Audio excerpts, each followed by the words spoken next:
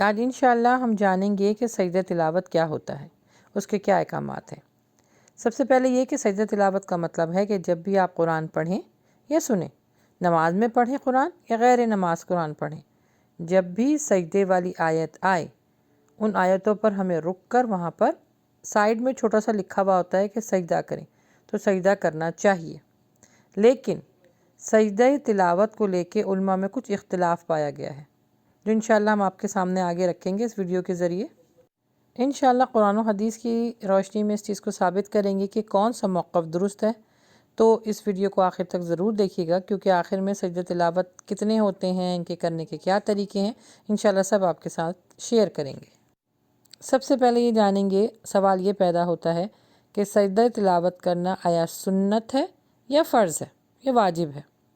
کیونکہ علماء کے اندر اس سوال کو لے کے جو ہے وہ اختلاف پایا گیا ہے۔ کچھ علماء کا موقف ہے کہ سجدہ تلاوت سنت ہے، اور کچھ کیا موقف ہے کہ سجدہ تلاوت فرض ہے۔ تو آئیے حدیث کے ذریعے جانتے ہیں، اور آپ کے سامنے میں حدیث نمبر بھی جو ہے بتاؤں گی، وہ رکھوں گی، اس کا مطالعہ آپ خود بھی کیجیے گا اور فیصلہ کیجیے گا کہ جو سجدہ تلاوت ہے وہ سنت ہے یا واجب ہے۔ صحیح بخاری کی حدیث نمبر ہے 1077 اور 1078۔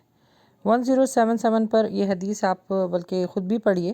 کہ اس کے اندر آخر میں جو لکھا ہے کہ جب اللہ کے نبی، یہ حضرت عمر سے مروی ہے، اور آخر میں یہ لکھا ہے کہ ہم سجدے کی آیت پڑھتے چلے جا رہے تھے، پھر جو کوئی سجدہ کرے اس نے اچھا کیا، اور جو کوئی نہ کرے تو اس پر کچھ گناہ نہیں۔ اور دیکھیں آخر میں بالکل واضح لکھا ہے کہ اللہ تعالیٰ نے سجدہ تلاوت فرض نہیں کیا، ہماری خوشی پہ رکھ دیا۔ اسی لیے سجدہ جو ہے تلاوت وہ فرض نہیں ہے، سنت ہے۔ تو اگر کسی نے کیا تو اچھا کیا، اجر ملے گا، اور کسی نے نہیں کیا تو گناہ گار نہیں ہے، کم از کم اس کی پکڑ نہیں ہوگی۔ کیونکہ اس بات کو، اس حدیث کو ایک اور جو حدیث ہے وہ سپورٹ کرتی ہے کہ ابن عباس سے مروی، اور حدیث نمبر ہے، صحیح بخاری کی حدیث ہے، حدیث نمبر ہے 1071، کہ اللہ کے نبی صلی اللہ علیہ وآلہ وسلم نے ایک دفعہ جب وہ خطبے میں تھے اور وہ قرآن کی تلاوت کر رہے تھے، تو سورہ نجم آئی، اور سورہ نجم میں سجدہ ہے، تو وہاں پر اللہ کے نبی صلی اللہ علیہ وسلم نے تلاوت کی، اور پھر سورہ نجم پر جب سجدہ آیا تو سجدہ کیا۔ پھر اسی طرح دوسرے خطبے میں دوبارہ سورہ نجم کی جو ہے وہ تلاوت کی، لیکن اس خطبے میں پھر سجدہ تلاوت نہیں کیا۔ یعنی آپ صلی اللہ علیہ وآلہ وسلم نے امت کو تعلیم دی کہ سجدہ تلاوت واجب یا فرض نہیں، اسی لیے یہاں پہ سجدہ نہیں کیا، صرف یہ سنت ہے، جو کر لے تو ثواب حاصل کرے گا، نہیں کرے گا تو گناہ گار نہیں ہوگا، لیکن کرنا اچھا عمل ہے۔ کیونکہ یہ بھی حدیث ہے کہ شیطان کو اس بات پر بہت غصہ چڑھتا ہے اور وہ رسوا ہوتا ہے جب آدم کا بیٹا یعنی ابن آدم کوئی بھی سجدہ کرتا ہے، چاہے وہ نماز کا سجدہ ہو، چاہے وہ شکر کا سجدہ ہو، چاہے وہ سجدہ تلاوت ہو، کیونکہ شیطان ہمارے اس طرح کے سجدے کرنے پر بہت رسوا ہوتا ہے۔ اور یہ جیسے میں نے بتایا کہ حدیث بھی ہے کہ وہ اس بات پر بہت زیادہ غم اور غصے کا اظہار کرتا ہے کہ جب آدم کو حکم ہوا تو اس نے سجدہ کر لیا، تو ابن آدم جنت میں جائے گا، اور مجھے جب حکم ہوا تو میں نے سجدہ نہیں کیا تو میں جہنم میں جاؤں گا۔ تو اس لیے یہ بہت اچھا عمل ہے، سجدہ تلاوت جہاں پر آئے وہاں پہ سجدہ کرنا چاہیے، لیکن یہ فرضیت نہیں ہے۔ اچھا، اب بات کر لیتے ہیں کہ قرآن پاک میں کتنے سجدے آئے ہیں۔ اس کے اندر بھی علماء کا اختلاف ہے، لیکن انشاءاللہ پھر اللہ کی عطا سے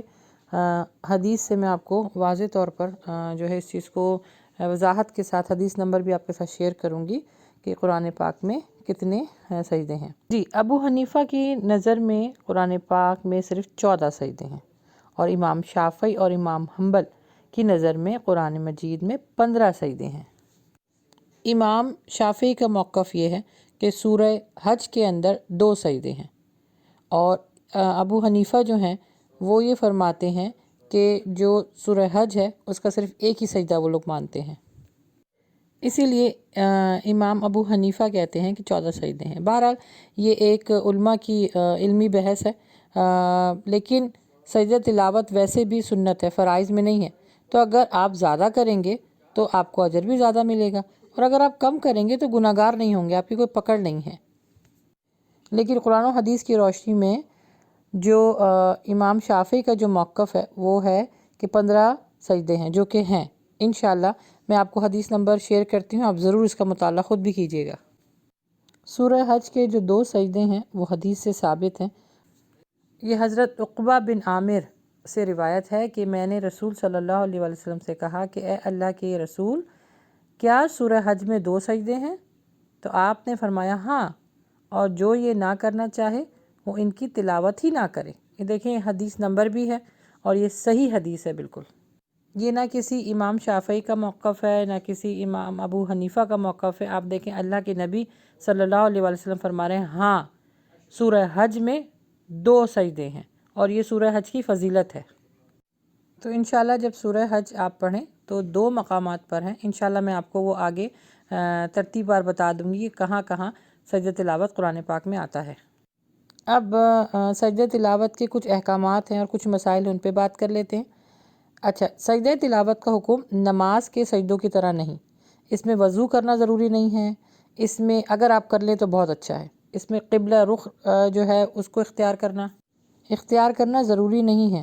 اگر آپ قبلہ رخ بیٹھے ہیں تو بہت اچھی بات ہے، اور اگر قبلہ رخ کر کے سجدہ کرنا چاہتے ہیں وہ بھی بہت اچھا عمل ہے، لیکن یہ ضروری اور شرائط میں شامل نہیں ہے۔ پھر اس کے بعد سجدہ تلاوت کیونکہ فرض نہیں ہے،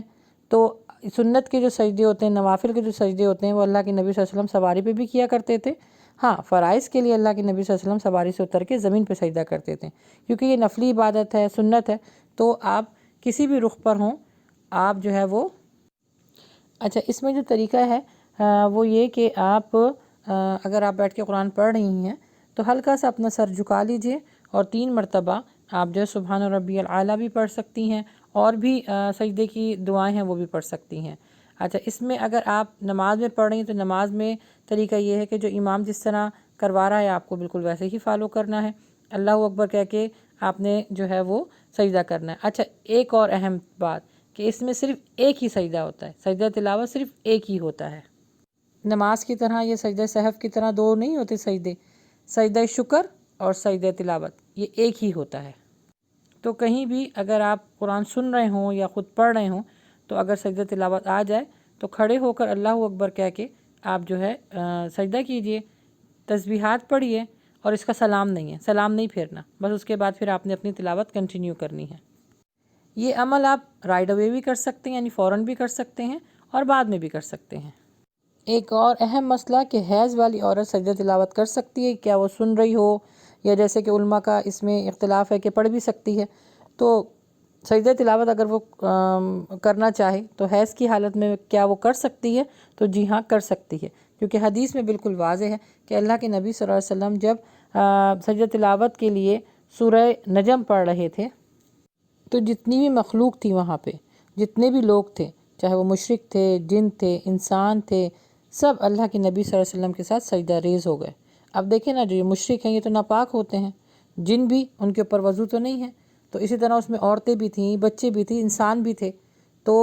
اس میں جتنے بھی لوگ تھے سب سجدہ ریز ہوئے اللہ کے نبی صلی اللہ علیہ وسلم کے ساتھ، اور وہ جو بھی حالت ان کی حالت تھی اسی حالت میں وہ سجدہ ریز ہوئے۔